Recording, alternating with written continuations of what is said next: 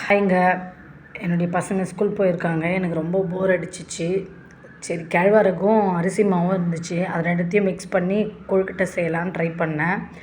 அரிசி மாவு கார்போஹைட்ரேட்ன்றதுனால சரி ப்ரோட்டீன் கிடைக்கும் அப்படின்றதுனால கேழ்வரகு மாவும் ஆட் பண்ணி செஞ்சுருக்கேன்.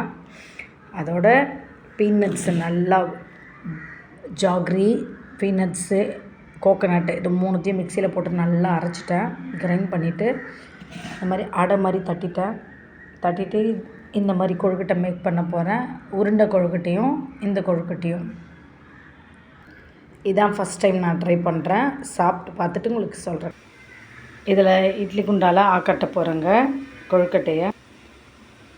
இந்த மாதிரி வச்சுட்டேன். ஒரு 15 மினிட்ஸ் கழித்து பார்க்கலாம் எப்படி இருக்குன்னு. நல்லா கொழுக்கட்டை வெந்துடுச்சு. இந்த மாதிரி நல்லா வெந்து சாப்பிட்டா செம்ம டேஸ்ட்டாக இருக்கும். நீங்களும் வீட்டில் ட்ரை பண்ணி பாருங்கள்.